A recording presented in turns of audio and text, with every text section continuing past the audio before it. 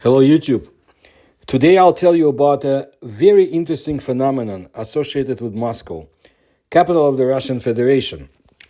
It is not a secret, but certain aspects of it are not promulgated, and certain are classified because the Soviet naval intelligence was involved at one time, and because, after all, this is Moscow, a city of fascinating subterranean phenomena I told you about, and also military defense and intelligence secrets we cannot even hypothesize about.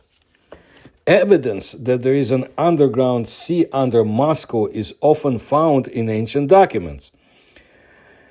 The forecast that was given about the presence of the sea, so to say, Russian people's ancestors were not too joyful about it.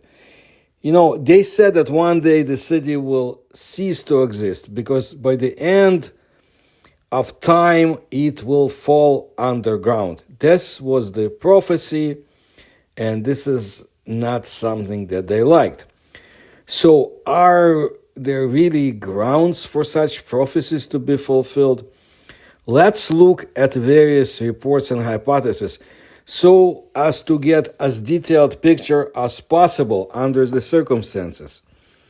Geologists explain that many unfavorable prophecies regarding the future of Moscow by the fact that the city is located at the junction of the tectonic plates is where it all comes from. It is enough to recall geography lessons in high school to understand that such a situation is unsafe and leads to great seismic activity. So the claims that one of the largest cities on the planet may disappear one day, they're not baseless. And you are not mistaken. We are really going to talk about the underground sea located right under Moscow. The fact is that in the 1930s, the Soviet academician, scientist Gubkin, the one whose name was given to the famous University of Oil and Gas, he decided to look for oil near Moscow itself. So Gubkin, famous for the discovery of important oil and gas provinces, more than once discovered oil in the layers of the Devonian period. The Lenin Prize winner spent a lot of time trying to find oil in the region of the Russian capital, but instead of black gold, he made a completely different discovery. He did not find oil near Moscow, but he came across water. On the one hand, there's nothing surprising in the fact that there is groundwater in Moscow, but on the other hand, Gubkin discovered something that made him declare that there is a whole underground sea of water under Moscow. Gubkin discovered an impressive underground water tank, so to say.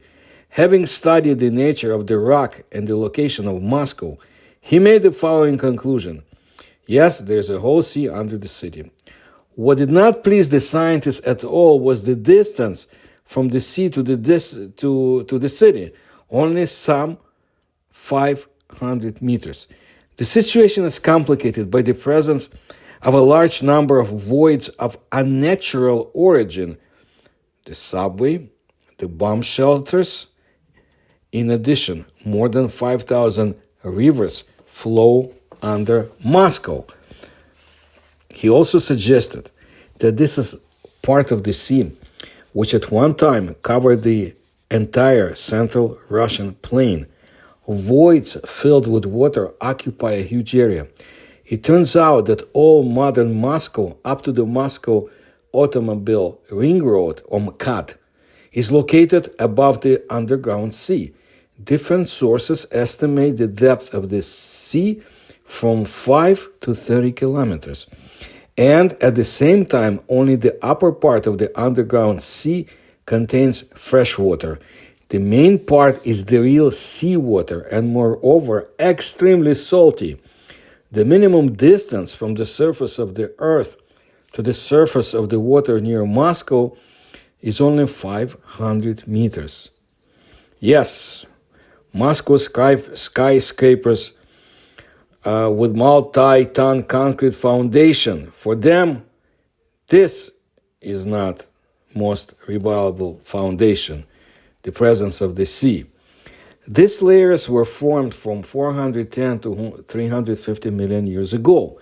The further into the history of the Earth, the deeper are the layers of rocks that were born in one period or another. But in the case of Moscow, instead of oil, Gubkin found water in the same Devonian strata. Already 70 to 270 meters from the surface of the Earth, there are reservoirs with ordinary, very tasty drinking water. But this is not the sea yet. At the depth of 335 to 520 meters, the strata are rich in mineral water reserves. The so-called healing Moscow mineral is extracted in this stratum. In its composition, it is close to Borjomi and Yessentuki mineral waters, really good varieties. One of these wells was drilled in Ostankino, on the territory of the fruit water plant. Mineral water is extracted there, and bottles with a label familiar to many Russians are filled with it. But this is not the sea yet. Drillers meet with the sea at the depth of 815 meters. The water is already beginning to be quite salty there. There are even more salts at the depth of 1,070 to 1,340 meters. From this depth, a real cool brine is extracted with 262 grams of salts per liter. Wells for the extraction of ancient seawater were drilled at the Moscow Mikoyan meat processing plant on Talalihina Street. So you're given here a whole itinerary if ever you go to Moscow and are interested in the subterranean secrets. Try the subway, and now you know about the sea. Previously, all the salt needed for this enterprise, refrigeration units are also work on salt. It was brought from Solikamsk. Well, there is no need for that now. There's another well on Talalihina Street at the Physical Therapeutical Hospital. Wells have also been drilled in a number of health resorts near Moscow, Dorohova, Monino, Arkhangelsk, and others. Seawater from an underground well is also used in the Moscow Olympic Water Sports Center, built in the Pervomaisky district of the capital. Young swimmers from various sports schools train here in a salt water pool. A question that some have raised is this: was the academician wrong? Opponents of the theory carefully examined the underground areas. They came to a different conclusion. If there really was a sea at the depth of about 500 meters from the Earth's surface, because of the high temperature and the huge concentration of salt, it would have long since corroded the karst rocks. Moscow would already be underground. Perhaps academician Gubkin just figuratively called the salty groundwater the sea. Well, let's look at a little more information about this sea. According to geological surveys, it has been established that the main area of the underground sea is mainly located within the Moscow Ring Road, MKAD, somewhat going beyond its borders for a more or less significant distance, from 5 to 30 kilometers. The depth of the underground sea has not yet been established. It is only known that its upper part consists of fresh water and only at a depth of about 1,300 meters, according to this report, begins a layer of real seawater saturated with salts. It is assumed that the thickness of the layer separating Moscow from the surface of the underground sea is different. Closer to the outskirts of Moscow, this thickness reaches 900 to 1,000 meters. Closer to the center, it is only 500 meters, and in some places in the central part of Moscow, only 300 to 400 meters. Despite the fact that the so-called underground sea near Moscow was discovered in the 1930s, in recent years, information about it has become an occasion for all kinds of alarmist or even apocalyptic forecasts and predictions. Most of those who write about the Moscow Sea claim, or rather predict, that Moscow is on the last verge of danger of falling into this bottomless sea. Just imagine the alarmists say that the house in which people live is separated from the underground sea abyss by a layer of earth of only 500 to 700 meters thick. It's a scary picture, isn't it? What factors does this catastrophic view consist of? One, the first factor is that the already very thin layer of the geological surface separating Moscow and Muscovites from the underground sea abyss is weakened by karst voids, which are of natural origin. Two, this thin layer of the Earth's surface is disturbed and weakened by numerous deep voids of artificial origin, subway lines, and more significantly, huge underground multi-tiered shelters that were built in case of war with the use of nuclear weapons. Three, the third factor is that during the intensive development of Moscow, more than 5,000 rivers, small rivers, and streams were put into underground sewers. Underground sewers have long been dilapidated, and these thousands of underground rivers have eroded huge and numerous voids in the deep layers of the ground near Moscow. All these factors, according to alarmists, can lead to a catastrophic weakening of the layer of the Earth's surface separating Moscow from the surface of the underground sea. Against the background of this weakening of the thin layer of the Earth's surface, a separate factor is the modern, intensive, and very dense construction of the territory of Moscow with huge buildings. Tens of thousands and often hundreds of thousands of cubic meters of concrete are pumped into the pillar of the foundation.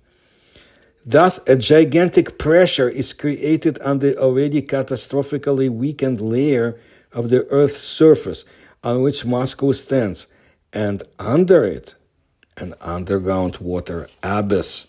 In addition, alarmists, as a rule, refer to the predictions of certain elder monks and nuns, such as the elder Vladislav Shumov and the nuns Nila and Pelagia Razyanskaya, and others that the sea will someday spill over in place of Moscow, and all sinners will perish in that sea. An apocalyptic picture, isn't it? To this is added the information that in the period from 1988 to 1990, the Department of Geophysical Research of the Naval Intelligence found that the city of Moscow is located at the intersection of two tectonic faults, that is, at the junction of four tectonic plates that form a giant stress due to mutual pressure. During the observation period, the dynamics of the voltage increase were established. Weakened wave tremors coming along the faults from places where sufficiently strong earthquakes occur are felt on the surface of the Earth in the Moscow area with a force of 1.5 to 3.5 magnitude. In addition, military geophysicists concluded that the increase in pressure at the junction of four tectonic plates near Moscow will sooner or later lead to a sufficiently powerful earthquake with a magnitude of 5 to 6 with an epicenter near Moscow. All this information also adds fuel to the hot alarmist messages about the impending catastrophe with the failure of Moscow fall of Moscow, into the bottomless sea below it. However, at the same time, alarmists forget that Moscow, according to geophysicists, stands on a crystalline foundation 40 kilometers thick. It turns out that some kind of inconsistency, right? On the one hand, under Moscow, 500 meters from the surface, there is a sea, tens of kilometers deep. On the other hand, Moscow stands on a crystal slabs up to 40 kilometers thick. What a mysterious place. A place of a lot of power and mysteries and enigmas. Most likely, the point here is a misunderstanding of what is under Moscow. Academician Gubkin spoke about the sea, and these words began to be literally understood in such a way that a certain huge reservoir with a depth of several kilometers is located right under Moscow, and even has three layers: fresh water, mineral water, and salt water. But there is nary any mention of such reservoirs, either fresh or salty. The Dead Sea, located in the Israeli desert at the depth of more than 400 meters below the sea level, is very salty, but there is no fresh water layer there. The conclusion suggests itself, at least to some people. There simply cannot be such a sea in nature. In addition, workers drilling wells find fresh water at the depth of 300 meters, mineral water at the depth of 500 to 600 meters, and the salt water at the depth of 1,000 meters or more. But how then is drilling going on? Through fresh and mineral water? Unlikely. Therefore, it would be more logical to assume that Gubkin, who has been engaged in the development of oil seas or fields all his life, and in this case, speaking of the sea of water, meant precisely the huge amount of water contained in the underground layers, in reservoirs formed between layers of crystalline rocks. In other words, in the case of Moscow, we're not talking about a huge and deep sea, as these reservoirs are huge to imagine, but a huge amount of different water quality contained between layers of crystalline rocks at different depths from the surface. At the depth of 300 meters, there is a huge reservoir of fresh water. At the depth of about 600 meters, there is a huge reservoir of mineral water. And at the depth of 1,000 meters, there is a huge reservoir of salt water. And it is not surprising that, depending on the depth of drilling, completely different water tanks with different qualities are reached. The main question in this entire story is the existence of that very underground sea. Now let's look at more prophecies. Many saints and blessed ones in the Russian Eastern Christian Orthodox faith foreshadowed Moscow's death in the bowels of the earth. The nuns Antonia Kavishnikova and Nina Kolesnikova, blessed Lyubushka Susaniska, unanimously claimed that by the end of times, Moscow will fall. The basis for this prophecies is considered by many to be the huge voids allegedly existing under the city, in the thickness of the earth. Some scientists consider the reason for concern that Moscow stands on a break or junction of tectonic plates, as I mentioned. This situation is very unsafe and often leads to a lot of seismic activity. If the so-called underground Moscow Sea is really located near Moscow, then the predictions of the holy righteous people may be justified. And Moscow's skyscrapers with multi-ton concrete foundations are being built over all this fragile structure, which create a huge load on the ground. And under them what? An abyss and salt water? Military geophysicists studied the situation from all sides. Since the pressure between the neighboring tectonic plates is only increasing, it will at some point lead to powerful underground earthquakes, enough for the city to collapse into the underground abyss. Well, according to the forecasts from the open sources of the research department, a fatal earthquake was to occur in the period of 2000 to 2009 or so, they were not sure. In order not to spread panic in Moscow, the geophysical department was hastily disbanded, and all the research on this issue was discontinued. So that's all we know.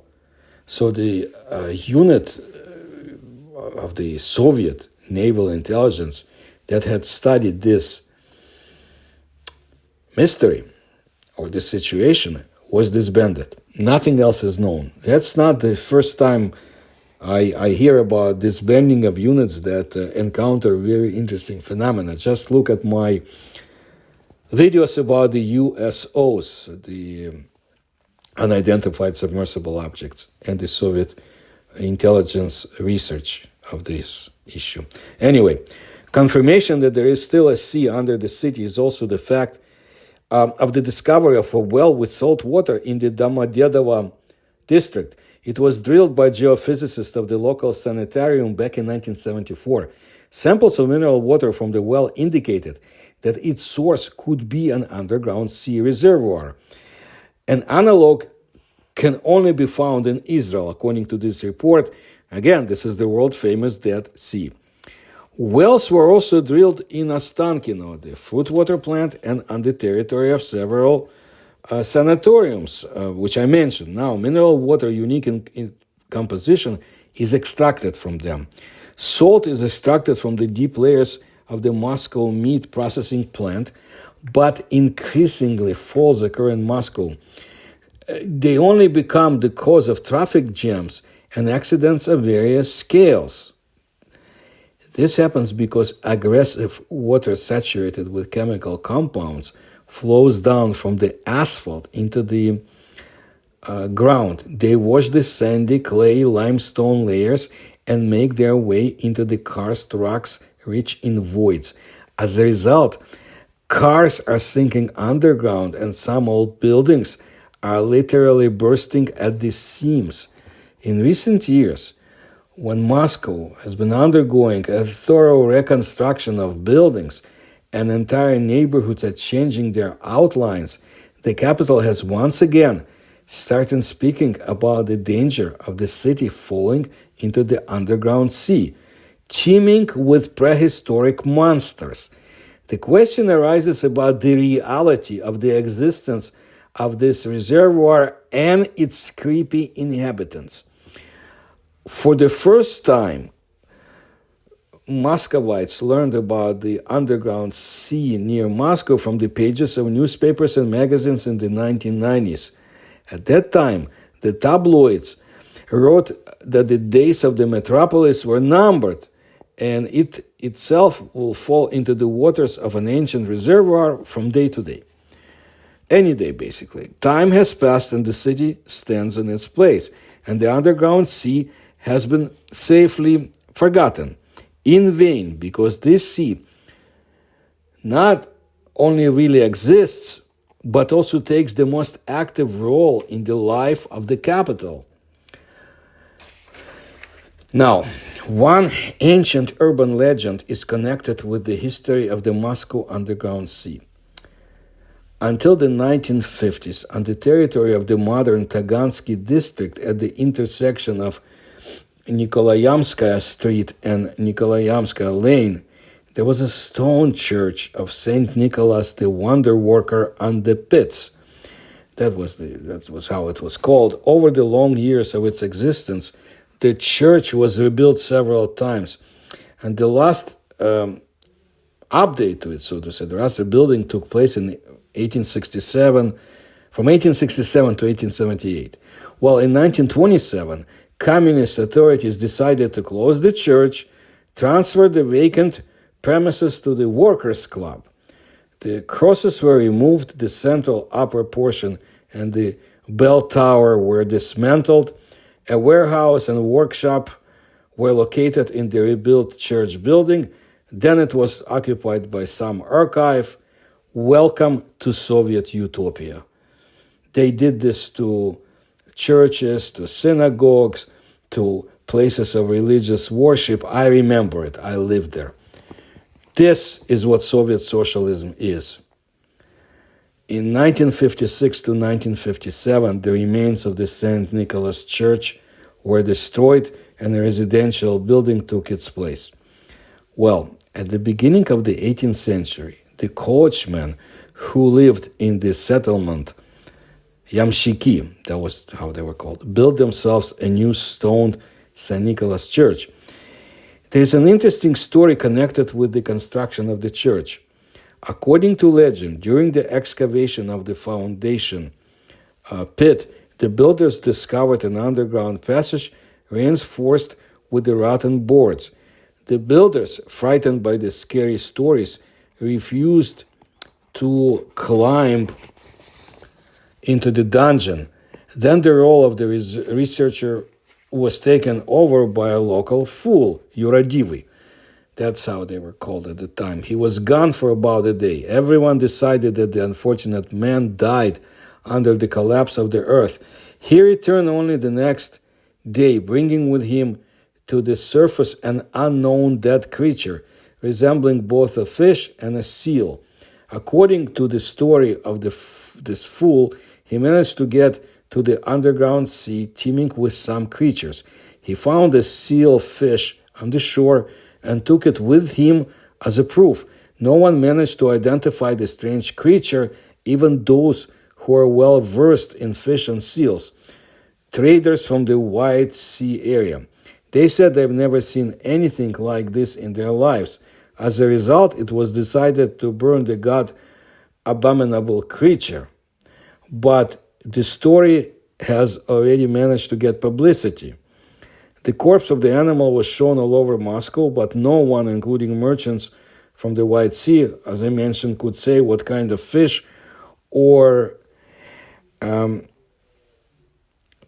mammal the fool got under the ground. And in the 18th century, just to clarify, the old church, wooden church built, was burned down, and so they were building the new one. And this is why, this is what happened during the construction.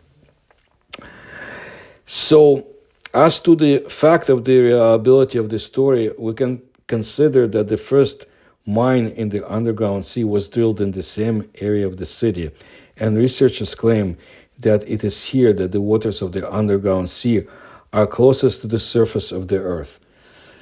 Look, if you look at my other videos about underground, subterranean Moscow, and about the strange subway system, and legends connected to it, and beings observed by the so-called diggery, I think you'll be interested. Well, it's possible that there are still other underground passages to the shore of this mysterious reservoir in Moscow.